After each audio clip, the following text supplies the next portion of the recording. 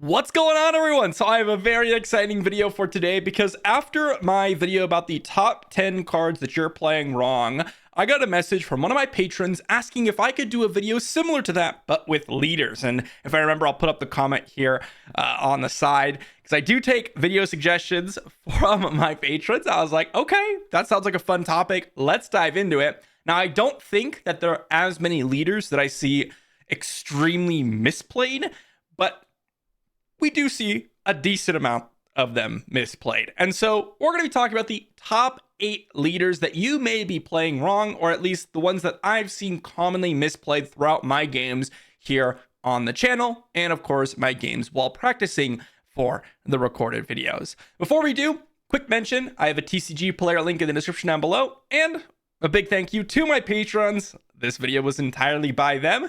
And if you want to come and chat with me and maybe provide your own video suggestion, check out the Patreon down below.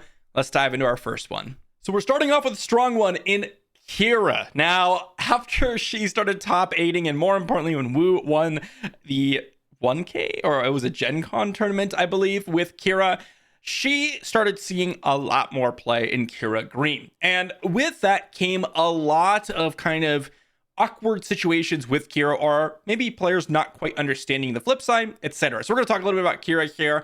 She's a 5 to flip leader, and there are ways that this is commonly misplayed on both the front and back side. The front side, we have a 1-cost action to exhaust Qi'Ra, deal 2 damage to a friendly unit, and give a shield token to it. This is a really oppressive ability. It's one of the ways that Qi'Ra really stalls out the game. You can get down early sentinels and just give shield tokens to them. I really don't see this ability used often enough. This is one of the most powerful abilities in the game, at least for the 1 cost that it requires. Giving the ability to just negate essentially 4, 5, 6, 7, maybe even more damage on a single target because you've dealt 2 damage to give it a shield token, all for 1 resource, is extremely powerful. And especially when you have sentinels, this is a way you can kind of hide behind them for a longer period of time. And while this is something that people don't use often enough, the bigger misplay with Qi'Ra really comes from when you deploy her. I see a lot of people use Qi'Ra sort of like you would use other leaders, in that you try to stay away from deploying them if it's a situation where they may die instantly or where you want to get the absolute most value for them. In some cases, right when you're flipping, well, other leaders like Sabine, you may want to do it just as early as possible. Or if you're feeling like Boba Fett, he's so tanky that you don't really care. Qi'Ra ends up being a 4/4 when she comes down because she is able to heal all damage from all units and deal half of its remaining HP to all units rounded down when she comes down. So the way you should treat Qi'Ra oftentimes, because you're normally playing Qi'Ra Green, of course there are other different iterations of Qi'Ra, you really want to be using her as sort of a removal card, because Qi'Ra Green really relies on getting to the middle to late stages of the game. And if you could use your own Qi'Ra to take out maybe their leader or take out a smaller unit because she will be dealing damage to something, and then power her up, that's the really strong ability that Qi'Ra has. If they deploy a Boba on turn 4, you deploy Qi'Ra, guess what? Boba's a 4/4 and you're a 4/4. So you can actually trade with their Boba Fett, which is one of the reasons why she's able to actually reach those later stages of the game. Now, you can hold off on her and wait for a higher impact turn. One of the other things that I see a lot of people maybe not get as much value from her, because you can set up a turn where you deploy her, deal a bunch of damage to all these random units, and then Overwhelming Barrage as a follow-up to clean them up. So that's another way you can really get a ton of value out of her, but treat her as a little bit unique, as she kind of acts as an event almost, because she deals damage and then you follow up by just trading with something. She's not a high value unit to leave on the board for your side of the battlefield. Next one we're going to talk about is OG Han. Now this, at least in my opinion, is one of the most difficult leaders to actually use. Unlike a lot of other tempo advantage leaders, this one requires you to make immediate decisions about future potential plays by putting your cards in your hand into play as resources temporarily. So the action to put a card from your hand into play as a resource. You get to ready it, and then you have to defeat that resource or a resource you control at the start of the next action phase. Gives you temporary additional resources, however, at the cost of either future plays or future options from your hand. Now, this is negated a little bit because you do have to remember that you could just choose to defeat any of your resources. So let's say you have, you start off the game and you resource 2 cards that don't have smuggle. But because we have smuggle cards, if you wanted to, let's say, put a DJ into your smuggle pile or into your resource pile with Han's action, you could still defeat something else and still smuggle out DJ later on in the game if you wish to do so. The hard part about this is really knowing when to immediately go ahead and trade those cards in for temporary advantage and when to not. And I'd say most often than not, this front side action gets people in a lot of trouble because they just see the cards in their hand and they go for the immediate most valuable option, right? Turn 1, you're like, okay, I have a 3 resource play. I'm going to go ahead and play it. Turn 2, you're like, okay, I can go ahead and play a 4 resource option. But by that point, if you kind of think about how many cards you have in hand, you start off with 4, you put one down as a resource, you're at 3, you then play a card, you're at 2. Next turn, you go ahead and draw 2, you resource 1 because you need to have 3 resource. You go ahead and put a card down from your hand as a resource, you play another one. And boom, you're suddenly at 1 card, and the next turn, you're going to be at 2 cards. So generally speaking, a really, really nice way to curve out on Han, if you are playing maybe Han double yellow or Han green, is to start off turn 1 with a 3 resource play. Turn 2, you do another 3 resource play. You don't double up on a kind of action use from that turn. And the main reason for that is a 3 resource play, generally speaking, is going to be a kind of hot point in terms of stats, while also giving you enough cards to pull off potentially something like a 7 resource, really, really massive kind of hype play. It's going to give you a massive advantage with the leader flip. That's another thing to mention is with this leader, you can actually jumpstart 2 resources on the correct turn. So if it's turn 4 and you have 5 resources, having the ability to put a card from your hand into a resource, then flip your leader, and then attacking again gets you up to 7 resources, in which you could play a 7 resource play, essentially 2 turns ahead of someone else. But don't always use this action, and remember to kind of determine whether or not these cards in your hand are going to get attacked from your opponent. If you're in a situation where your opponent's playing pillages and force throws, it may be just better to not resource any of the cards in a lot of stages so that you have more options to discard when that comes down to it. If your opponent's putting on a lot of pressure, just outvaluing them may be the way to go. It really depends on matchup. But generally speaking, if your opponent has hand disruption, stay a little bit on the more wary side of using this action. If your opponent's really just trying to outvalue you or rush the board, that's when you might want to consider using the action ability from Han. Oh my gosh, look at that. We have a secondary Han in the list.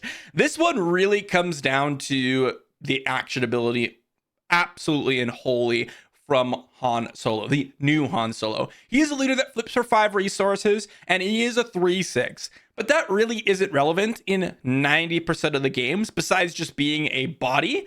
Really, all we care about is this action to, at least on the front side, exhaust your leader, play a unit from your hand. It costs 1 less, but you have to deal 2 damage to it. Now, the main mistake I see with new Han players or decks or whatever is the first thing being the actual deck building. I see a lot of people just trying to curve out normally with variations of Han Solo, but you have to understand that with this action ability, all 3 resource plays are able to be played on turn 1, which is a very important kind of deck building restriction, or I guess you'd say option, because it's not a restriction, it gives you more options. And building off of that can really give you a ton of advantage. But generally speaking, this action is what you want to be doing every single turn. I see a lot of Hans going out and just kind of playing to curve, playing an A-Wing on turn 1. Okay, I'm going to go ahead and drop my, let's say, Sundari Peacekeeper or my Cassian Andor on turn 2 or whatever it is, or maybe a Yoda on turn 2. Into turn 3, I'm playing Kanan. What you want to be doing is accelerating those. Even though you're taking damage on those units, This makes it so that every single unit that you play is a hyper important target for your opponent. Because yes, your units have damage on them, and in most cases, your opponent's units are going to be able to trade with them. But it almost makes it so that your opponent is forced to use their actions to trade with your units, allowing you to potentially gain initiative, potentially get into a turn where you actually can attack with one of your more important units. And it basically puts the onus on the opponent to deal with you over you trying to deal with your opponent. And that makes it extremely powerful. And in some cases, this is where Han gets really crazy in some matchups. If you're playing like Han green or maybe Han double red, you could be in situations where you're deploying multiple 3-resource plays or multiple 2-resource plays because of this discount from Han that your opponent just cannot keep up with because of that 1-resource discount. Sabine is probably the most played leader in Star Wars Unlimited, and these couple of different plays that you could be thinking about when playing Sabine definitely differentiate you from the people who are just running Sabine because it's cheap and maybe they're just trying to have some fun, and people that are trying to be really competitive. And it's on both sides of Sabine. Her front side, the action to exhaust the leader and deal 1 damage to each base, can either be overused or underused, since it doesn't require anything, and it's basically something you could do every single turn should you choose to do so. Well, in some cases, you're actually missing out on more damage than you otherwise could have had by using the action. A perfect example of this, and this is the most obvious one, is you're playing something like, well, Boba Blue, or you're playing something like Hondo Blue, or Hondo Green rather, or Hondo Blue rather, and you are, okay, played a unit, they played a unit. Do I use my action? Generally speaking, I would avoid using my action because these decks oftentimes play something like Power to the Dark Side, and it's very likely that they will try to control you a little bit since they are the more defensive deck. So by using this action, and let's say you played a 3-powered unit on turn 1, you've gained 1 damage to your opponent's base. And again, the damage to your base doesn't really matter since you're the hyper-aggressive player. But let's say you're doing 1 damage to your opponent's base, and they play Power of the Dark Side. Well, now you no longer get to attack with that 3-powered unit, and you've essentially gone ahead and missed out on 2 points of damage. This seems pretty straightforward, but it gets a lot more complicated when you start to figure out all the different matchups. Like, are they going to have something like a Snowtrooper Lieutenant to make my 2-powered unit be able to kill your 3 toughness unit? Are they going to have Power of the Dark Sides? Are they going to have takedowns? And this applies to every single point on the curve, not just on turn 1. At the same token, a lot of people, maybe they have an opponent has a unit on the board and you have a unit on the board. You might just want to use this action because there's very few ways your opponent can actually kill or deal with your unit on the board. And you shouldn't just be taking initiative because you have to make the first play, because Sabine is all about squeezing in as much damage as you possibly can, as efficiently as you possibly can. And that also goes with the flip side. There are ways that you don't have to actually deploy Sabine straight on turn 3. One of the best things about Sabine is that you can deploy her early, but that's also something that your opponents are constantly thinking about. I've seen a lot of opponents keep up 4 resources, and I've seen a lot of players try to keep up 4 resources expecting the Sabine Wren flip. At the end of the day, she's an attacker that attacks for 3 damage. That's not really all that scary. Yes, there could be dark sabers and things like that, and in those situations, maybe you do want to keep up resources because your opponent keeps up their resources. But if you're someone that's trying to keep up resources, then maybe just consider using it on one of their more higher powered units, or just another 3-powered unit before just trying to wait out Sabine. And if you're the Sabine player, well, don't walk into open resources with a Sabine leader flip if your opponents are just passing. I've seen this a lot of times where, okay, I have a 4-resource flip or 5-resource flip. I see my opponents passing or they're waiting for me to take an action. There is always the option, just attack with your units, take initiative without playing a single card. That can sometimes be an advantage you if you've gotten in damage that turn. So just remember that. Bossk has been a super fun one, and I still get comments and people talking about one of the games that we played where our Bossk opponent got to like 9 resources when I was sitting at 4 resources. And that's one of the cool things you can do with Bossk. However, there are a few different rules and interactions that a lot of people don't realize when they're trying to use Bossk. The first thing is his action on the front side, dealing 1 damage to a unit with a bounty. You may give it +1/+0 for this phase. Obviously, the big one that you could do this or use this for is if you have a bounty on your opponent's units. This is just something that you should very frequently be using to deal 1 damage to your opponent's units, because you'll be building a deck that can be placing bounties. But you should never forget that you could also do this to your own units. And in some cases, this is extremely relevant by giving it +1 power. Maybe it's good enough to actually trade with an opponent's unit, and it's just +1 power for this phase. So you could also give it to your unit in preparation for your opponent being interested in actually attacking it. Since it will have a bounty, there's a very good chance that your opponent will want to attack it, and it does still have that +1 power on defense. But more importantly, when Bossk comes down as a 5 resource flip leader, he has this text box: when you collect a bounty, you may collect that bounty again. Use this ability only once each round. Now, there are some times when you just want to flip this guy. He's a 4/6 body, and that's good enough. He's a really nice attacker, and can get some work done there. But really, the strength of Bossk is doubling up a single bounty. 1 bounty hunter's quarry doubled up with Bossk can turn into an insanely one-sided game. 1 price in your head doubled up with Bossk can be turned into one insanely one-sided game. But you cannot collect that bounty a second time if Bossk dies in the process of getting that bounty collected. So, for example, let's say your opponent has a Podameron, and they've played it the turn before, let's say, or maybe they're playing it that turn, and they're playing Han Solo, the new Han Solo. So they've dealt 2 damage to it to get down Podameron for 1 resource cheaper. So Podameron's a 6/4 and Bossk is a 4/6. Let's say you had placed a bounty hunter's quarry on that unit, and you're like, okay, let me just collect this bounty twice. By trading Bossk into Podameron, you cannot collect that bounty while Bossk is on the field, because you collect the bounty after that unit is defeated. So you cannot collect it a second time. So there are oftentimes situations where you want to actually just sacrifice your units, even though it may be less valuable, or maybe it is the same value, or one of the bigger units, because you do want to collect those bounties a second time. So just keep that in mind if you're trying to use Bossk as a way to collect a bounty, and you know it will die in that interaction.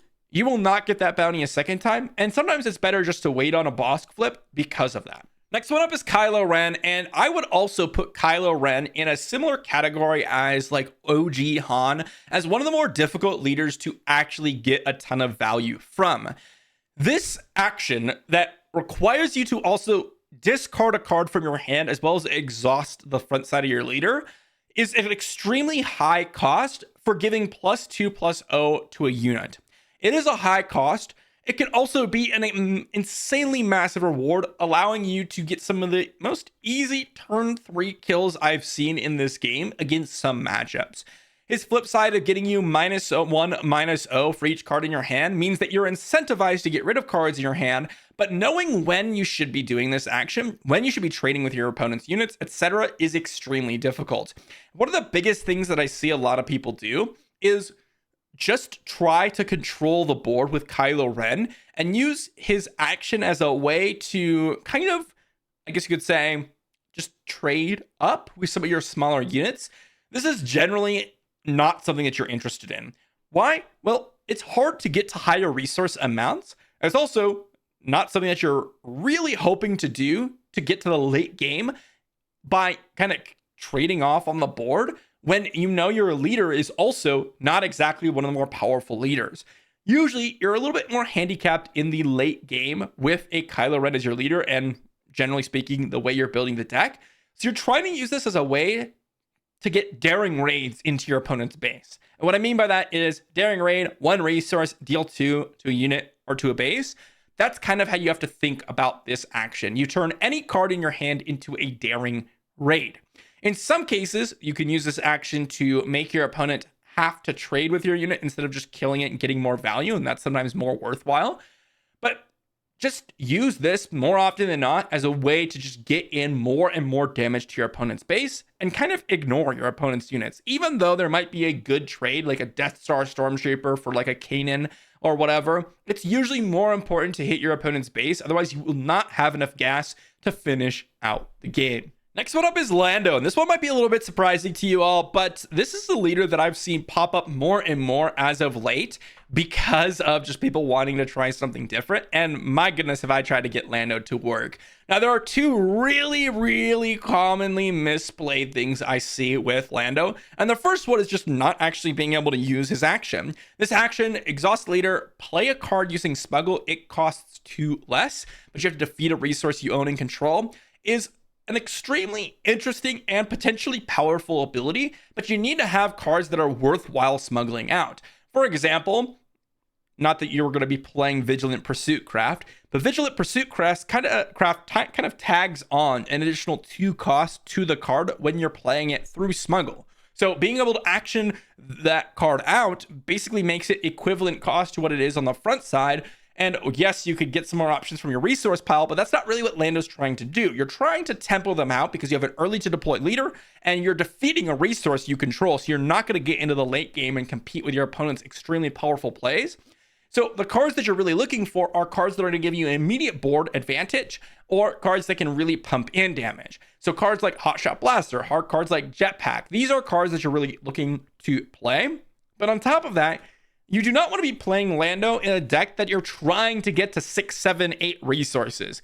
If it happens, that's fine, but you kind of want to stay around the 3, 4 resource mark. You want to get Lando down early, get in attacks with him, because again, you are defeating resources that you control in order to get discounts on your smuggle options. And yes, you could, in theory, play a late game version of Lando, but that kind of gives you way less options to actually get those smuggle cards out with Lando's front side, and you don't even have that much of an advantage on the flip side, him being a 2/5. In most cases, if you want to play that style, it's better off just playing Sabine. So you want to make sure you're able to get value by putting enough smuggle cards in your deck and actually using this after you deploy Lando. I've also seen some people go ahead and use this action before Lando comes down. And you're not going to be able to deploy Lando until, well, a turn later if you're defeating your resources before you even get to 4. Last one we're going to talk about is Cad Bane. Now, Cad Bane has actually popped up a little bit recently because of his appearance in a top 8 spot over the past couple of weeks. I think we saw a Cad Bane Red as the only one in the top 8, but it got a lot of people excited. So I started to see a lot more Cad Bane. There's a bunch of things in association with Cad Bane, but the big one is the interaction between the front side and flip side on the same turn and how people interact with it. Now, he flips for 6 resources as a 2/8 raid 2, and he also has this ability, whenever you play an Underworld card, you can exhaust the leader. If you do, an opponent chooses a unit they control, deal 1 damage to it. On his unit side, he has the same ability, except you do not need to exhaust, and instead it deals 2 damage to a unit that an opponent chooses. So the idea behind this is you could actually get 3 damage out of Cad Bane in a single turn if you're able to play multiple Underworld cards, one before you actually flip Cad Bane and one after you flipped Cad Bane and used your previous exhaust of the front side leader ability. And I don't see enough people doing this. At the same time, there's also, you need to know when that is possible and when you have only 1 Underworld card to play. Because I also see people using this before they flip their Cad Bane, which in some cases can be really detrimental because you're not going to get the 2 damage instead you're only going to get the 1 damage.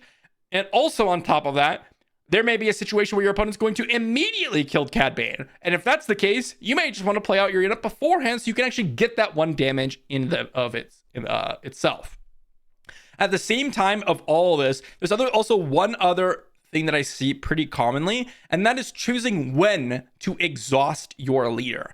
If, let's say, your opponent has a unit on the battlefield that you want to trade with immediately, there is no reason to play your card first to get your opponent to deal another damage to it if you're going to attack it anyways. You'd rather save that for when your opponent plays a unit after you've gone ahead and killed that unit.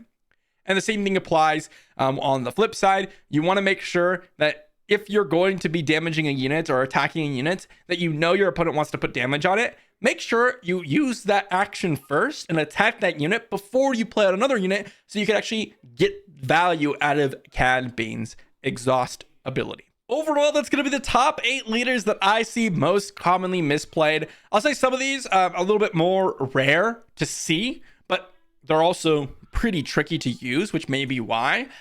The most important ones, arguably, are definitely going to be the OG Han. This is a very tricky deck, especially with how you allocate resources, as well as Sabine Wren.